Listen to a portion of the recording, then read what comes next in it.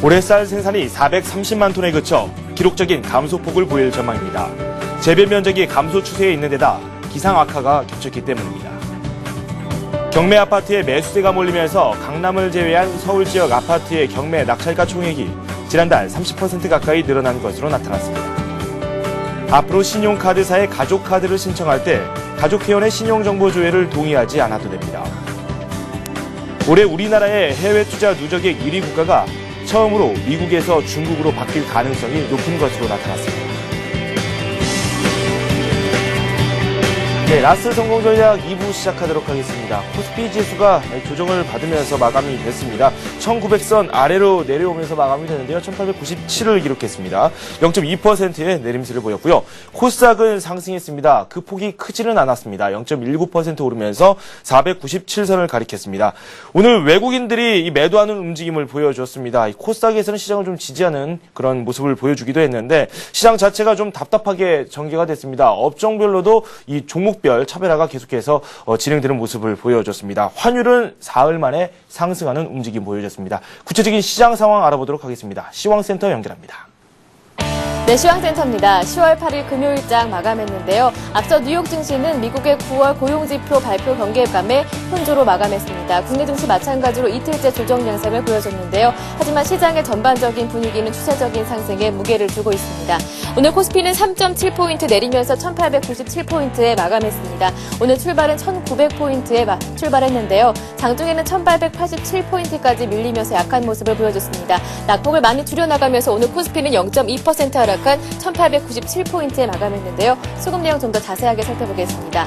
오늘 장에서 외국인들이 매도로 돌아선 영향이 컸습니다. 18거래일째인 오늘 외국인들은 매도했는데요. 외국인 쪽에서 300억 원 정도 파는 모습이었습니다. 개인 쪽에서 마찬가지로 470억 원 정도 매도로 돌아서면서 마감했고요. 기관 쪽에서는 소폭 매수하면서 마감했는데요. 기관 쪽에서 20억 원 정도 매수 물량 들어왔습니다. 프로그램 통해서 2천억 원 넘는 물량이 매수세 들어왔지만 지수 상승으로 이끌기에는 힘은 부족했습니다. 이어서 코스닥 살펴보겠습니다. 코스닥은 소폭 오르면서 마감했습니다. 오늘은 0.9포인트 오르면서 497포인트에 마감했는데요. 오늘 출발은 498포인트의 상승으로 출발했습니다. 어제장과 마찬가지로 10시 구간 지나면서 하락 반전했는데요. 하지만 오늘 다른 점이었다면 1시 구간 지나면서 개인의 매수에 힘입어서 다시 상승 반전으로 마감했다는 점이겠죠. 수급 내용 살펴보겠습니다. 외국인과 기관 쪽에서 적극적인 움직임을 보여주지 않는 가운데 개인 쪽에서 강한 매수세가 들어왔습니다. 개인 쪽에서 130억 원 정도 사주는 모습이었고요. 외국인이 22억 원 정도 소폭 사주는 모습이었습니다. 기관은 매도했는데요. 기관 쪽에서 140억 원 정도 매도 물량이 나왔습니다. 이어서 외환시장 가보겠습니다. 4일 만에 반등했는데요. 오늘은 5원 오르면서 1119원 50전에 마감했습니다. 1122원에 출발한 원달러 환율은 달러화 수요 확대에 장중에는 1123원까지 오르기도 했는데요. 9월 고용지표를 앞두고 경계감에 달러화 수요가 확대되고요. 특히 경제지표 호조로 추가 양적 완화 정책이 늦춰질 수 있다는 우려감이 달러화 수요를 확대시켰습니다. 오늘 원달러 환율은 0.4% 오르면서 1119원에 마감했습니다. 이어서 시가총액 상위 종목군 코스피부터 살펴보겠습니다. 삼성전자의 3분기 실적 부진이 IT주들에는 아직까지 영향을 줬는데요. 삼성전자가 1.5% 내렸습니다. 반면에 현대차는 오늘 반등했습니다. 1% 올랐고요. 현대모비스 마찬가지로 1% 올랐습니다. 현대중공업은 약보합에 마감했습니다. LG화학이 오늘 외국계 창구 통해서 매수세가 유입되면서 2% 올랐습니다. 삼성생명 또한 올랐고요. 한국전력은 3거래일째 하락 중입니다. 오늘 장에서는 외국인들이 매도하면서 2% 내렸습니다. KB금융은 강한 모습 보여지고 있고요. 기아차 마찬가지로 현대차에 이어서 1.7% 오르는 모습이었습니다.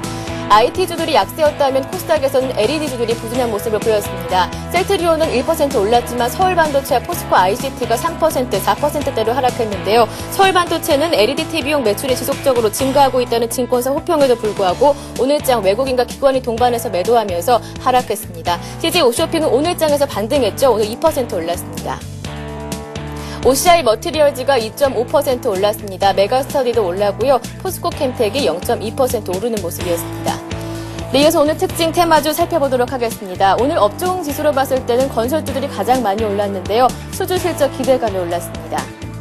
삼성물산이 오늘 수주 실적 기대감이 역시 연고점 올랐습니다. 3.9% 올랐고요. 현대건설이 4% 급등했습니다. GS건설이 4%, 대우건설 역시 3.7% 오르면서 건설주들이 강한 모습을 보여줬습니다. 조선주와 기계주들이 상승세를 이끌어가면서 1900포인트 상승을 이끌어줬다면 오늘 장에서는 조선 기자재주와 그리고 기계 부품주들이 함께 올랐습니다. 먼저 조선 기자재주 살펴보겠습니다. STX 메탈이 4% 올랐습니다. 조강 ILI가 10% 올랐고요. 오리엔탈 전공이 3% 오르면서 조선주의 상승세가 기자재 쪽으로 옮겨지는 모습이었습니다. 마찬가지로 기계 부품도 살펴보도록 하겠습니다. 기계 업종의 수주 증가가 중소기업에도 이어질 것이라는 기대감이 반영됐습니다. 동양기전이 1.8% 올랐고요. 에버다임이 7% 급등했습니다. 진성TC와 태창단조가 4%대로 오르면서 중소기계 부품주들이 상승세를 보였습니다. 마찬가지로 태양광주 올랐습니다. 태양광주들은 미국의 경기부양책 추진에 무게를 두면서 업황 회복 기대감이 반영됐는데요. SKC가 강보합에 마감했습니다. IPS가 7% 급등했고요. 테스가 4.9%, CCK가 3%대로 오르면서 태양광주가 강세였습니다.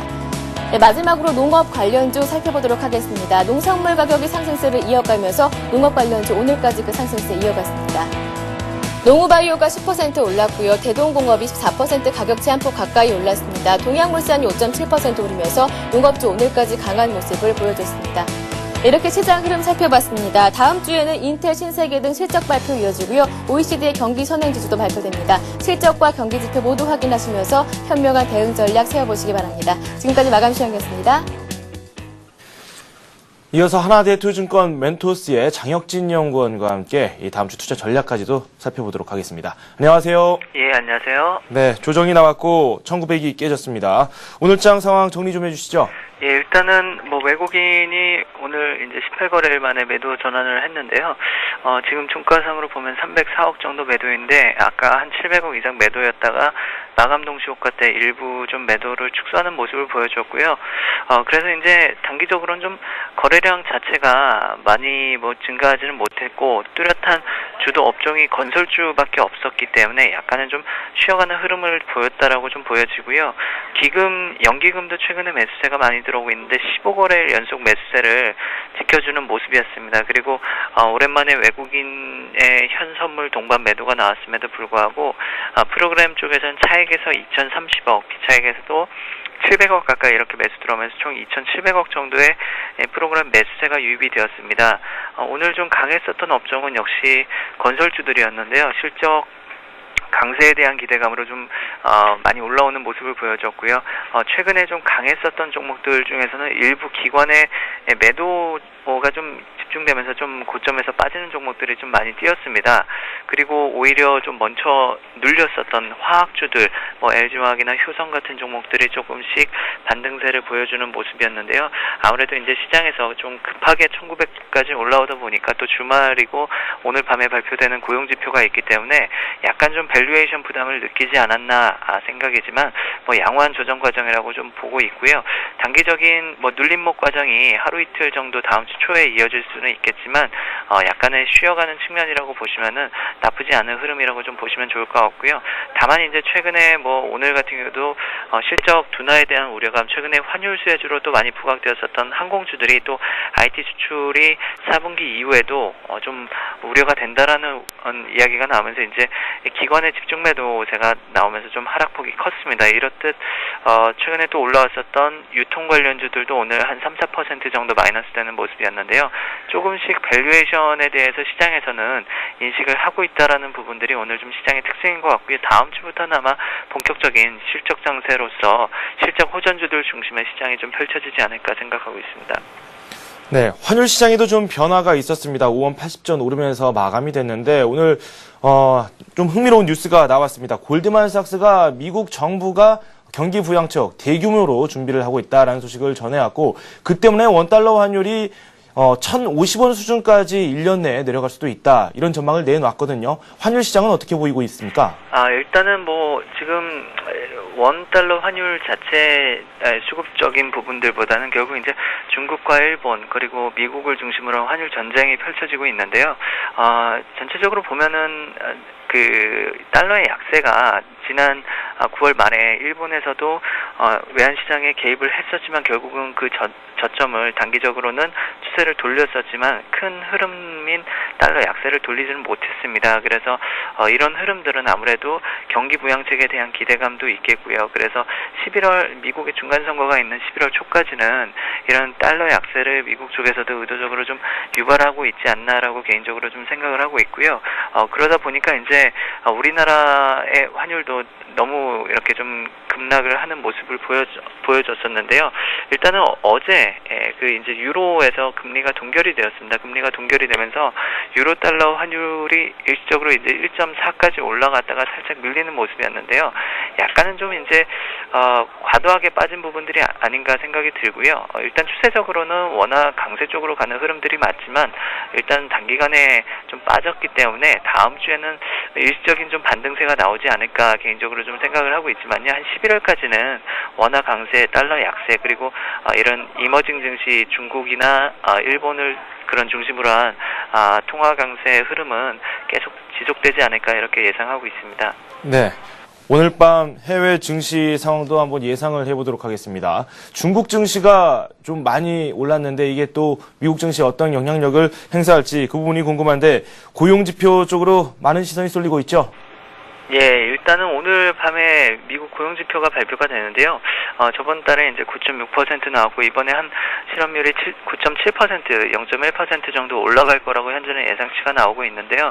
지금 시장에서는 일단은, 고용지표가 안 좋게 나오면은, 안 좋기 때문에 이제 그 경기 부양책을 시행해야 된다라는 논리로 올라오고 있고, 또 좋게 나오면 좋기 때문에 또 올라오고 있고, 계속 강세장 심리가 미국 시장에서도 이어지고 있습니다. 그리고, 비농업 부문 고용자랑 도매재고 지표 도 오늘 발표가 되고요. 또 OECD 경기 선행 지수도 발표가 됩니다. 그렇지만 결국 지금 미국 시장 반등을 이끌고 있는 거는 경기 부양책에 대한 기대감인데 어제 조금 이제 현지 쪽에서 나왔었던 뉴스 중에서는 경기 부양책에 대해서 조금씩 의구심을 가지고 있다라는 그런 식의 의견들도 좀씩 나오고 있는데요. 좀 과도하게 이렇게 의견을 좀 반영하지 않았나라는 좀 느낌도 받고 있습니다. 그리고 오히려 지금 오늘 중국 지수가 상당히 강한데요.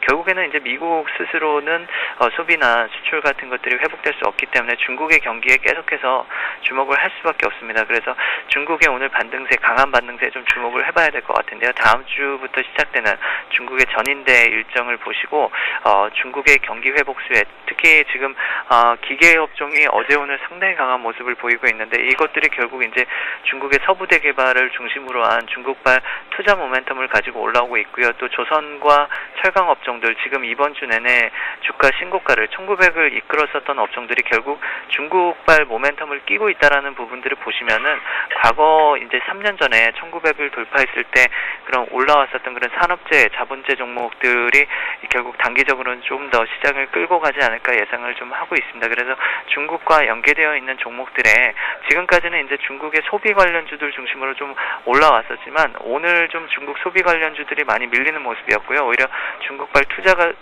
예상되는 그런 기계나 철강 관련 업종들이 오히려 강세를 보이는 모습이었는데요. 다음 주까지도 좀 이런 흐름들이 지속되는지 지켜보셔야 될 것 같습니다. 해외에서 살펴봐야 될 부분도 많고 국내에서는 실적 둔화에 대한 우려도 있고 종목별 장세가 펼쳐지고 있고 투자하기 상당히 어렵습니다. 다음 주 투자 전략은 어떻게 할까요? 예, 이제 11일 날 신세계, 12일 날 포스코를 중심으로 해서 이제 실적이 국내 기업들이 발표가 됩니다. 그리고 해외 기업도 다음 주에 12일부터 해서 인텔과 JP모건, 구글, GE 같은 대기업들이 이제 발표가 되는데요. 본격적으로 이제 업종 중심의 매매보다는 실적 호전주 중심의 그런 수급이 집중될 거라고 좀 보고 있습니다. 오늘 같은 경우도 일부 내수주들 같은 경우는 이제 고평가, 밸류에이션이 고평가되어 있다는 부담감으로 4-5% 이상씩 빠지는 모습을 보여줬는데요. 그만큼 이제 실적에 대한 점검이 없이는 다음 주부터는 지금까지는 그냥 외국인들이 많이 사니까 전체적으로 다 레벨업 시키는 분위기였다라고 하면은 철저하게 좀 선별된 실적 호전주 중심의 매매가 필요할 거라고 좀 보고 있고요. 전체적으로 좀 종목들이 대형주들은 많이 좀 떠 있습니다. 그래서 신규 매수 접근하기는 상당히 좀 부담되는 시점이라고 보고 있는데요. 오히려 좀 먼저 눌렸었던 화학업종이나 또 건설업종, 은행업종 등의 단기적인 관심이 필요할 것 같고요. 다만 이제 다음 주에 금통위가 있는데 금통위에서 만약에 금리가 인상이 된다라고 하면은 건설업종 같은 경우는 이제 PF 부담이 있기 때문에 단기적인 악재로 작용할 수 있기 때문에 오늘 강했었던 건설업종들은 일단은 조금 짧게 매매를 하시는 게 좋을 것 같고요. 대형주에 대해서는 여전히 조금은 이제 신중하게 접근을 하시되 중국 관련 모멘텀을 가진 중소형주, 특히 어제 오늘 같은 경우에 이제 기계업종, 중소형 기계주들이 상당히 강한 모습을 보였는데요.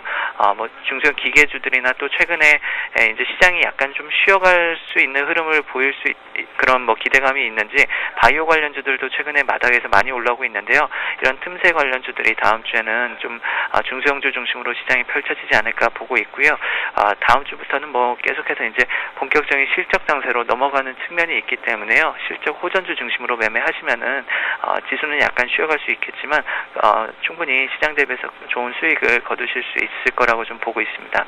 네, 대형주 중심으로 대응하기가 상당히 좀 어려워지고 있다라는 설명을 해주셨는데 오늘 같은 경우 코스닥이 상승했습니다. 중소형주를 노린다면 코스닥 쪽을 살펴보는 건 어떨까요? 예, 일단 코스닥 같은 경우도 이제 상당히 수급이 최근에 많이 좋아졌다가 어제 오늘 같은 경우에 이제 기관에서 조금씩 매도가 이어지는 모습이었는데요. 아무래도 이제 IT 장비 업체들이나 태양광 관련 업체들이나 일부 테마주들 이런 종목들이 좀 바닥에서 이번 주 초부터 많이 올라왔었다가 삼성전자의 지금 3분기 어닝 가이던스가 4조 8천억, 5조를 못 미치면서 일단 장비 업체들이 조금 밀리기 시작을 했습니다. 그러면서 좀 시장이 이렇게 방향성을 약간은 하방으로 가져갈 때 올라오는 바이오 관련주들이 좀 올라오는 부분들, 그리고 오늘도 특징주들을 보시면은 약간 테마성 종목들이 다시 한번 좀 탄력이 강화되는 모습을 보였는데요. 농업 관련주들이나 최근에 부각되고 있는 희귀금속주들이나 이런 쪽으로 약간 시장이 움직이는 느낌을 받았는데요. 일단은 그런 부분들을 제외하더라도 어제 오늘 보여줬었던 진성 TC나 동양기전 같은 그런 기계 업종들의 실적 호전되는 중소형주들은 충분히 시장과 상관없이 강한 시세를 보여줬었기 때문에요. 오히려 지금 좀 고평가되어 있는 코스피 대형주들보다는 단기적으로는 코스닥, 다만 이제 코스닥은 좀 우려감이 있기 때문에요. 재무적인 우려감도 있는 종목들이 많이 있기 때문에 외국인과 기관의 수급이 확인되는 그런 종목들 중심으로 단기적인 트레이딩은 가능할 거라고 보고 있습니다. 네, 알겠습니다. 지금까지 하나대투증권의 장혁진 연구원과 함께했습니다. 감사합니다. 예, 감사합니다. 네, 잠시 후 뉴스가 이어집니다.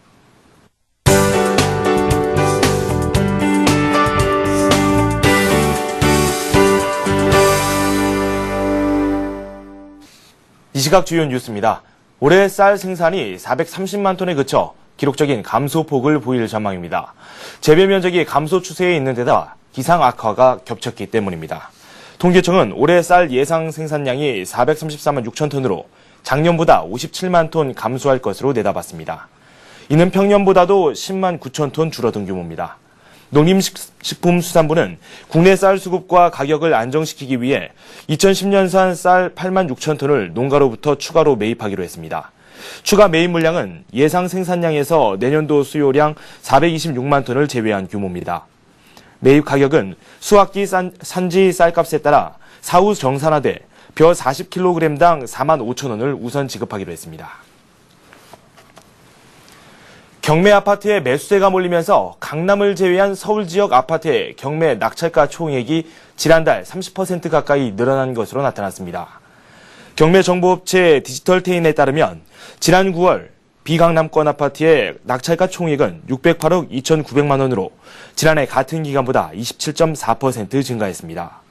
비강남권 아파트 낙찰가 총액이 600억 원을 넘은 것은 올 3월 이후 6개월 만입니다. 특히 3억 원 이하 저가 아파트의 낙찰가 총액이 전월보다 77.9%나 늘어 큰 폭의 증가세를 보였습니다.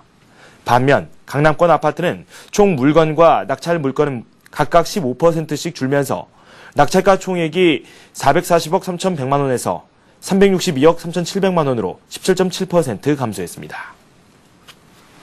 앞으로 신용카드사에 가족카드를 신청할 때 가족회원의 신용정보 조회를 동의하지 않아도 됩니다. 금융감독원은 카드사들이 서류를 접수할 때 신용정보 조회 동의는 본인 회원에게만 받도록 시정 조치할 방침입니다. 지금까지 카드사들은 가족카드를 발급할 때 모카드를 받는 본인뿐만 아니라 가족회원의 신용정보 조회까지 동의받아오다가 당국의 시정 조치를 받게 됐습니다. 가족카드란 모카드를 소지한 사람의 가족에게 발급해주는 카드입니다. 가족카드가 모카드를 받는 사람의 신용을 근거로 발급되기 때문에 가족회원에게 신용정보 조회 동의를 받는 것은 과도하다는 것이 금감원의 판단입니다. 올해 우리나라의 해외 투자 누적액 1위 국가가 처음으로 미국에서 중국으로 바뀔 가능성이 높은 것으로 나타났습니다. 수출입은행에 따르면 1968년 이후 올 상반기까지 한국의 해외 투자 누적액은 1,444억 달러로 이 중 미국이 전체의 20.9%인 301억 5,800만 달러로 1위, 중국이 301억 600만 달러로 2위를 차지했습니다. 현재 양국의 투자 누적액 차이가 5천만 달러에 불과한 가운데 대중국 투자액 증가폭이 대미 투자액 증가폭을 크게 앞지르면서 조만간 순위가 뒤바뀔 전망입니다. 한중 국교가 수립된 해인 1992년 대미 투자액은 3억 5천만 달러로 대중국 투자액의 2.5배였지만 1994년 역전된 데 이어 2000년대 들어서는 대체로 중국이 미국을 앞질렀습니다.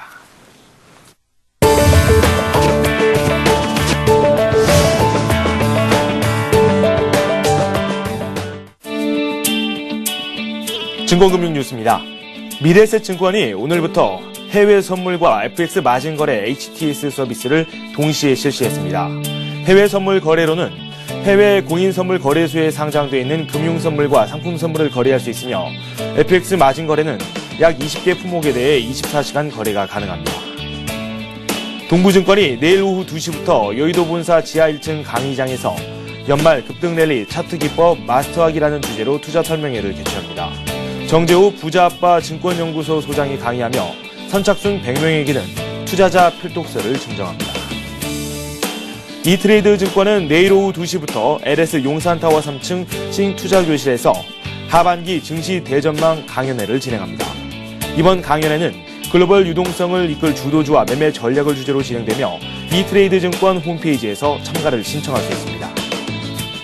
한국투자증권이 3,880억 원 규모의 주식 워런트 증권 104종을 신규 상장했습니다. 코스피 200 지수를 기초 자산으로 하는 지수형 주식 워런트 증권 38종과 삼성전자 등 개별 종목 주식 워런트 증권 66종으로 만기는 4개월에서 12개월까지입니다.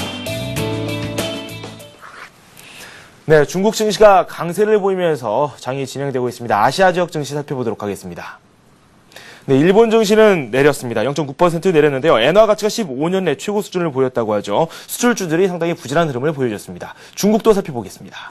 3% 넘게 급등하면서 장이 진행 중입니다. 일주일 동안 연휴를 마치고 강세를 보였는데요. 위안화 가치가 사상 최고 수준으로 뛰어올랐죠. 무디스가 국가 신용 등급 상향 조정을 검토하고 있다는 소식이 전해지면서 중국 증시에 더 큰 힘이 되고 있습니다. 오늘 준비한 소식은 여기까지입니다. 시청해주신 여러분 고맙습니다.